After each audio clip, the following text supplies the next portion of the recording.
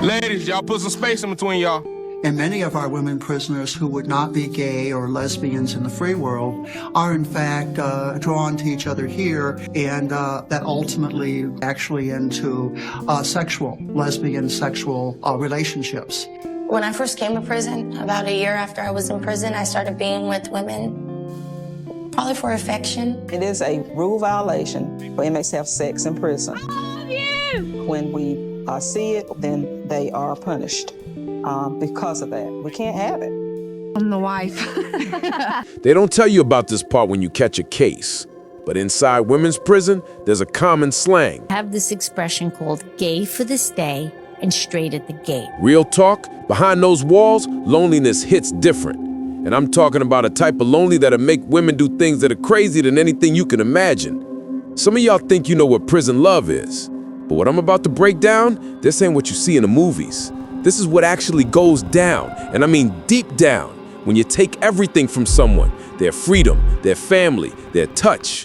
And trust me, what fills that void, it's wilder than you think. This clip explains it precisely. This is an older lady, you know, I look up to them. So this is like my mother figure. They start calling them mom. This is, you know, the lesbian female, this is my dad, you know, whatever. Something that they don't get at home, something they've never had.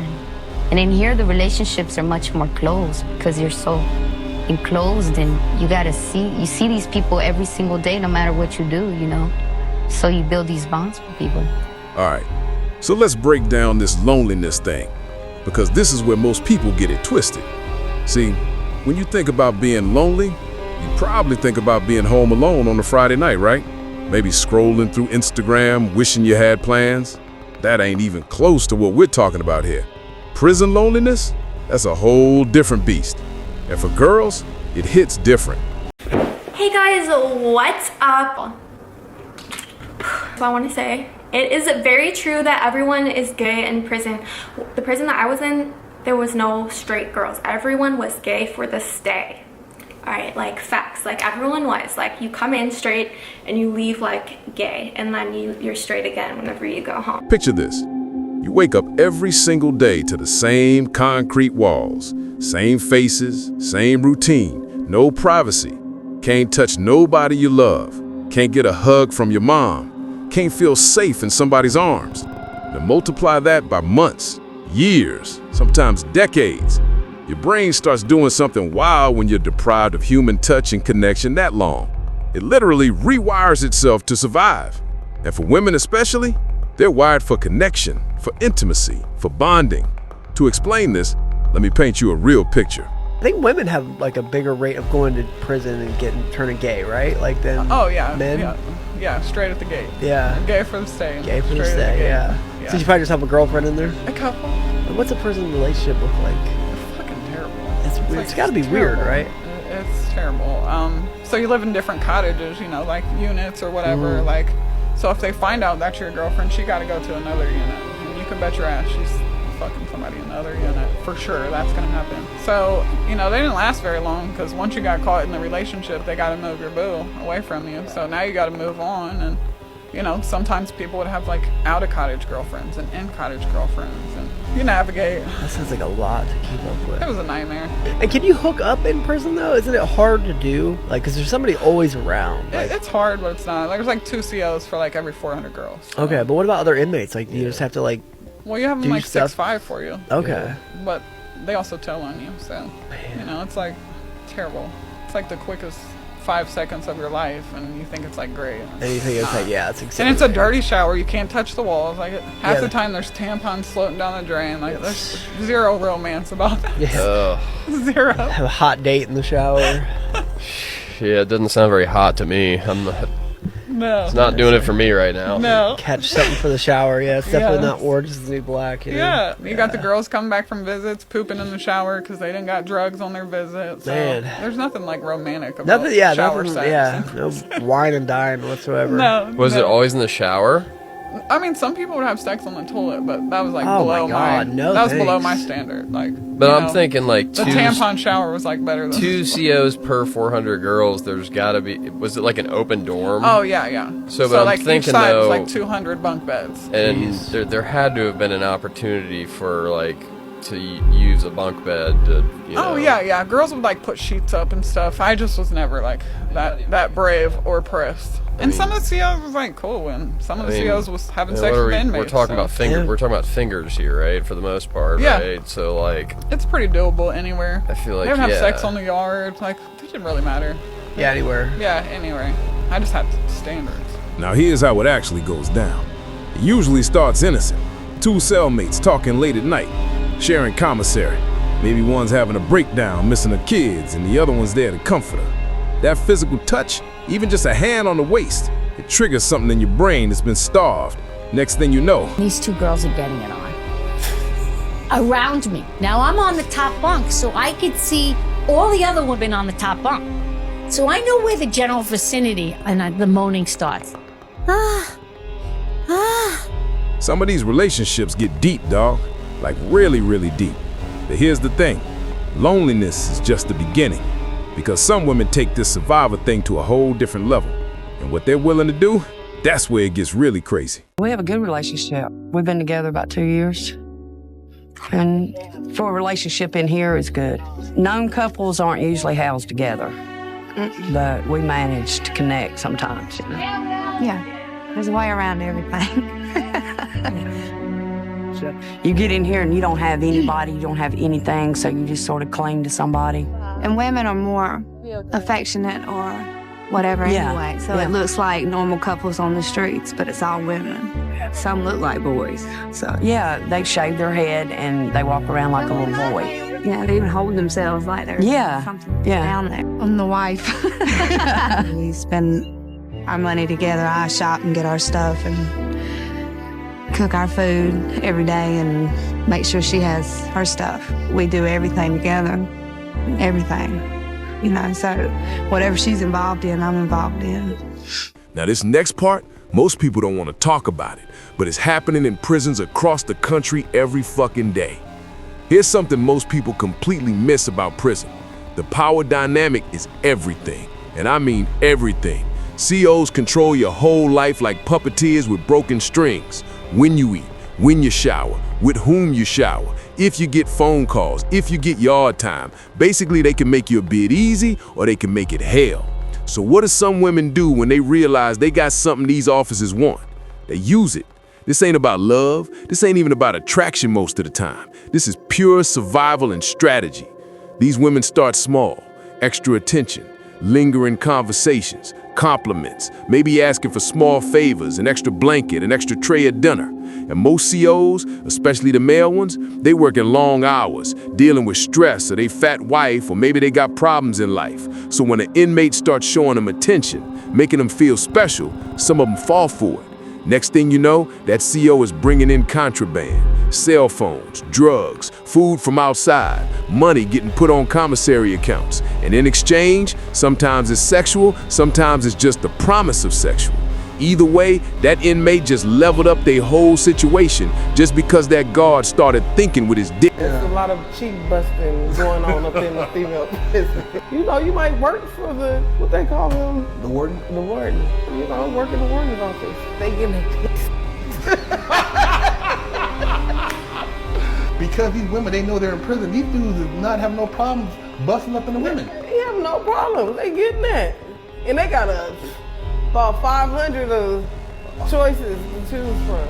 And these females in there, you know, they altering their clothes. So they clothes, you come in is baggy, but when they get finished with it, you got a whole bodysuit on.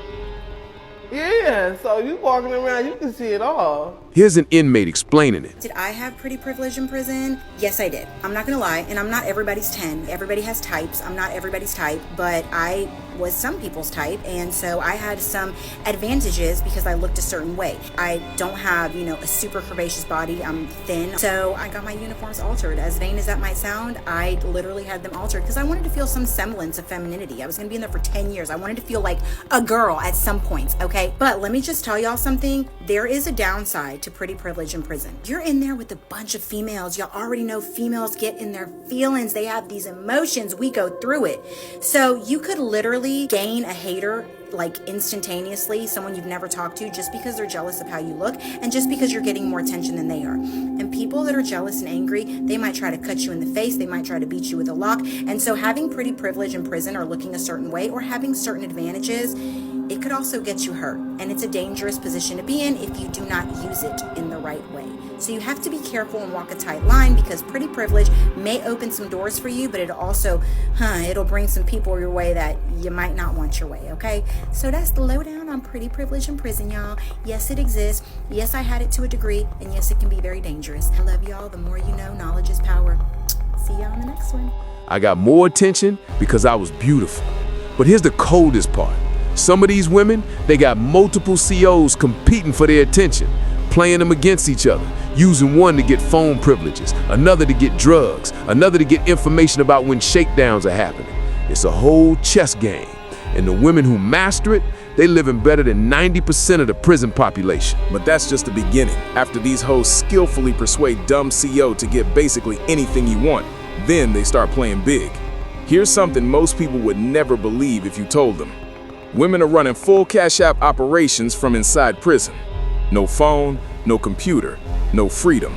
This is what happens when you combine desperation, manipulation, and the power of human connection.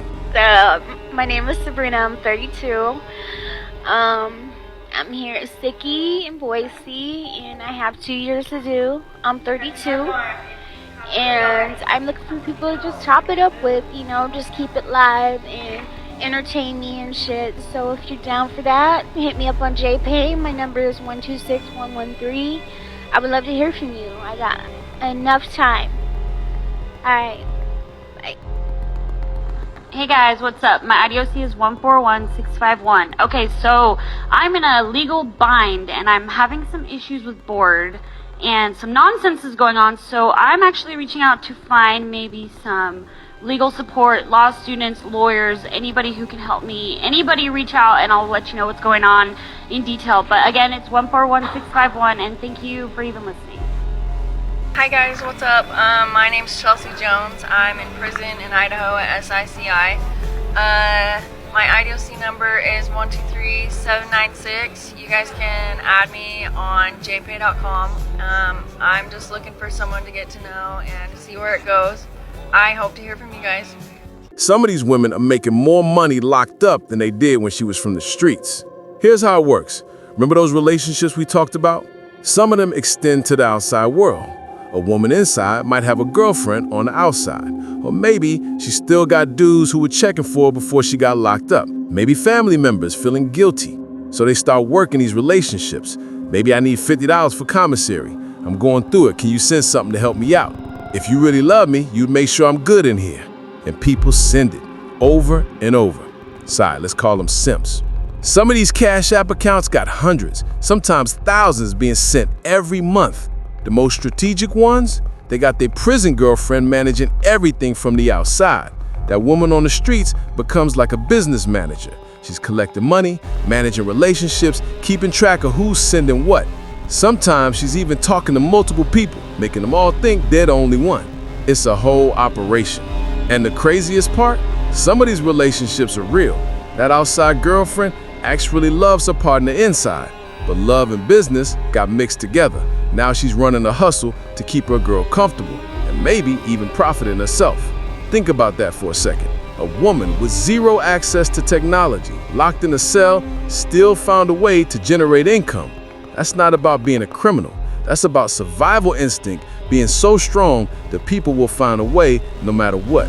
And that's the real story behind prison lesbian relationships. It ain't just about attraction. It's about loneliness that changes you. It's about manipulating the system to survive. It's about turning relationships into strategies and strategies into money. These women are doing whatever it takes to make it through their bid. And whether you agree with it or not, you gotta respect the level of adaptation that takes. So now you know what really goes down. This is the reality nobody talks about. The survival tactics, the manipulation, the genuine connections that form in the worst circumstances. If this opened your eyes to what prison life really looks like, make sure you smash that like button. There's no goal. I'm leaving it up to you, my G. Your support means a lot. And if you know somebody on the inside, maybe this helped you understand what they're going through a little better. This is the real world. Stay smart out here. Peace. I just want to shout out Chastity for taking the time out and helping to put us through to the outside world. Shout out to all the subscribers who taking the time out to review and follow, and make sure you guys continue to show our love.